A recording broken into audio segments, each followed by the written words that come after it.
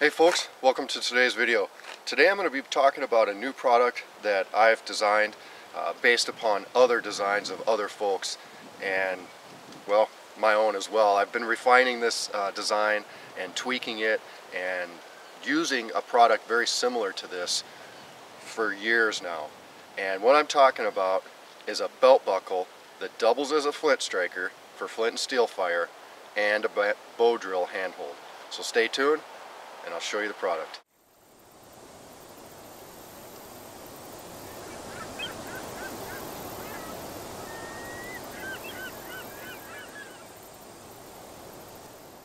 Alright folks, this is the design that I came up with. I've tried using several other designs, some of my making and some based off of blanket pins. The first one I ever tried was off of Self-Reliance Outfitters. It's a blanket pin. The problem with the blanket pin in the design is your belt rotates in it. It still worked good for me. I took it to Vancouver Island. I made a flint and steel fire with quartz and charred material on Vancouver Island. It worked great. But ever since then I've been thinking about a new and improved version. I've had several people make me some, but this is the final design and I'm actually quite happy with it. Rocky Woodland Forge makes these for me. I believe it's 5160 steel. But what's important to me is that it performs the way I asked him to make it perform. This will fit an 1.5-inch leather belt. You can see my leather belt. I don't have my buckle on right now, but it's got snaps so that you can replace the buckle or put your buckle of your choosing on. So I'll give you the dimensions of this real quick. Width is about 2 1/8. Top to bottom is about 2 1/2, and the thickness is about 1/4 inch. The striking surface is here for their flint and steel, and there's your bow drill divot. I wanted to make sure that the pin was on top. You notice that the pin doesn't really extend over the top of the striking surface. That way I can still hold it like this and strike, but my preferred method is to get the pin out of the way and use it like this, depending on which way you want to use with your flint and steel. I did not make the pins like an awl. Awls actually need to remove material. This could be used as more of a punch, where you can take your knife and start a hole, and this will help you finish it. I have been stopped by TSA, you know, because I always take my flint and steel belt buckle wherever I go, with a different design where I had sharpened it down, and they made me mail it home. They said it was modified. It was all custom, so I mean the whole thing was modified, but whatever, you don't argue with TSA. And I got it back, so I was happy with that. But just keep in mind, if you do sharpen this, they may look at you strange if you travel a lot like I do. So anyway, let me get set up and I'll show you this thing in action. This buckle is designed for an 1.5-inch belt. I've had this belt for quite a few years. I took it to Vancouver Island. You can see the thinner holes, or when I was getting thinner out there on the island. But this is how this works. It's you buy a belt that you can put your own belt buckle on. They just have snaps like this. And it's a pretty simple operation of just putting the pin, that's where it's supposed to go, and then snapping it into place. Some of the other belt buckles I've used were a little thicker right here where this first snap snaps around, and until my belt stretched out, this first snap did not snap.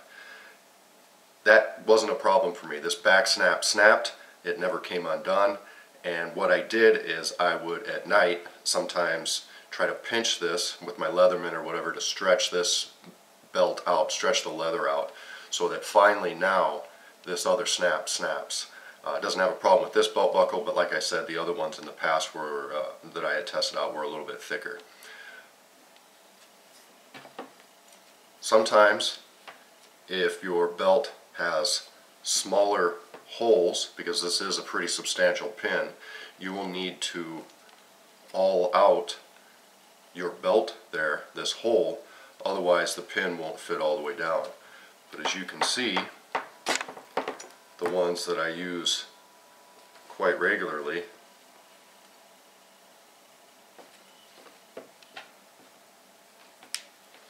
the pin goes down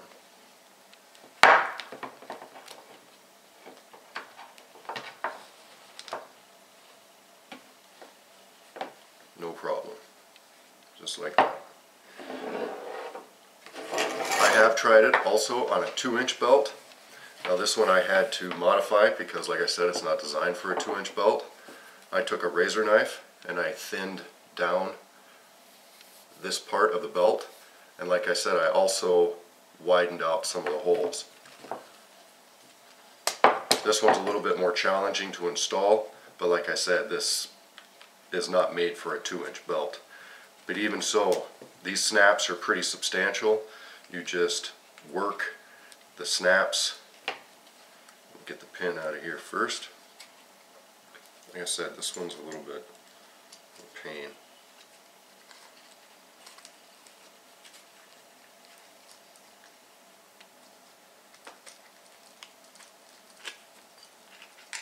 You work it out. Get the snaps off to one side so that they pass the pin. Get the pin in there.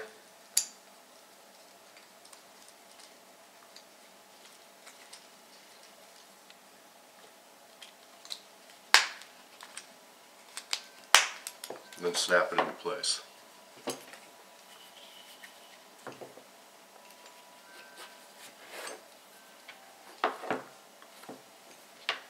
There's 2 holes here that I normally use.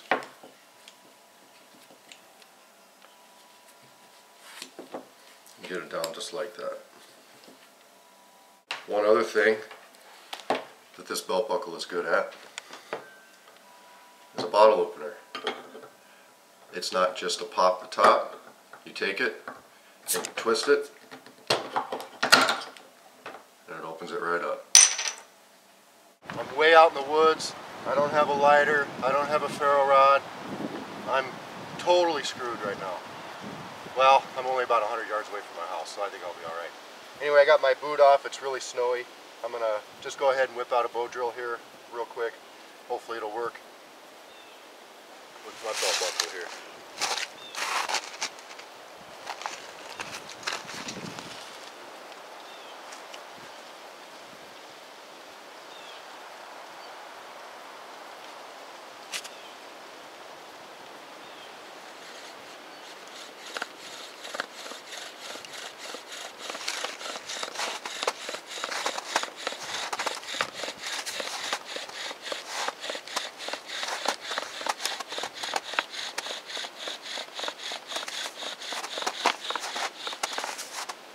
Building up some dust here.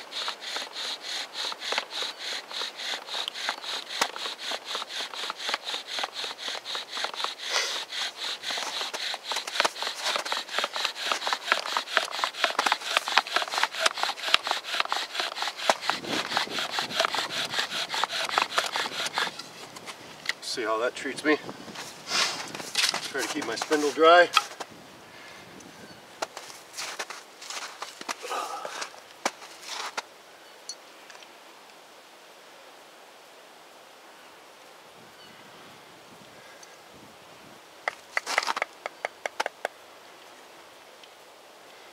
Let that ember up.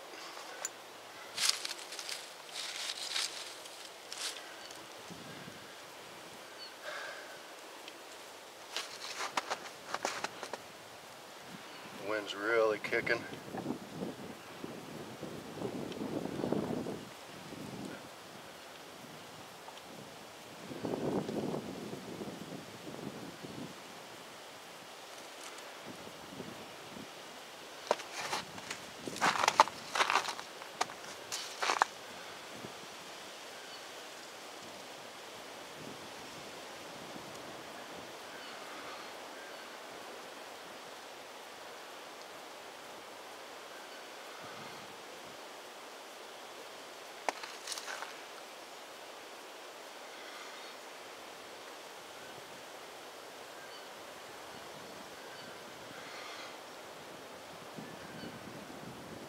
Let the wind do the work here. There we go.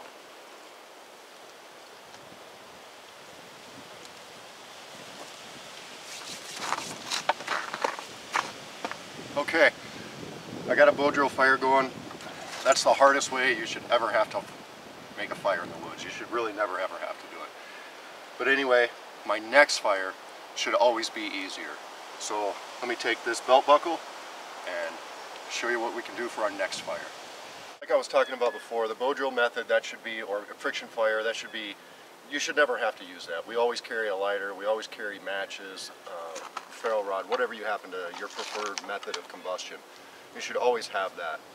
But if you are down to your last match, or your lighter's starting to run out, or you had to do a bow drill fire, you should definitely think about your next fire. And even if I'm out in the woods and have plenty of resources, I think about my next fire always.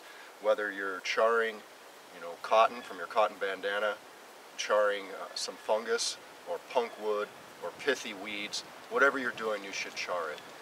I figure I'm always going to have my belt with me. I know a lot of folks like to strike the back of their knife with a piece of flint to create a spark. If I don't have to do that, I can carry other steels besides, potentially 01 or 1095, whatever steels that you're getting a spark out there. A1 will, or A2 will spark, but it's harder. If I don't have to use the back of my knife and beat the heck out of the back of my knife, that's just, I like it. And if I have my belt, I'm going to have my knife, I'm going to have my belt buckle. So I'm just going to go ahead and take this belt buckle off.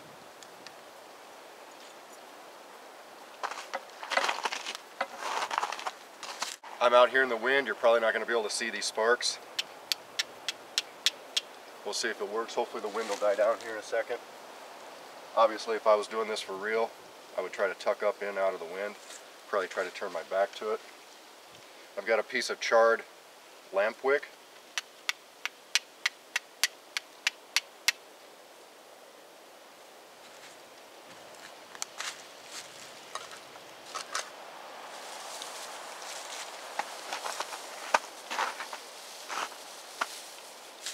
Lost half my tinder bundle.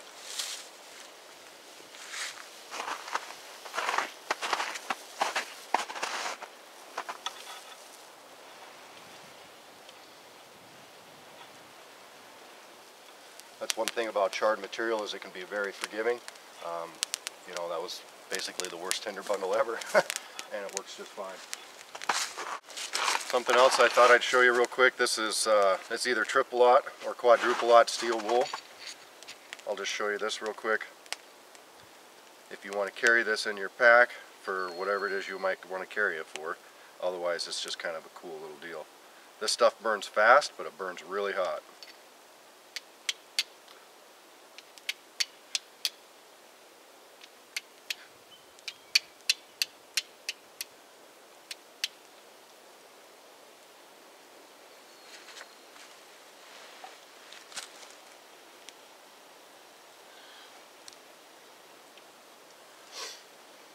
Steel wool can catch marginal tinders on fire a little bit better than char cloth can. It's almost like it's molten metal. I mean, it's extremely hot.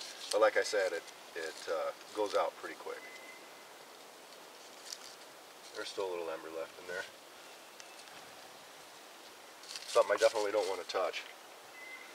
Alright folks, I will put my PayPal address down in the description of the video. These are $45 shipped in the United States. Yeah, hope you liked the video. Take care.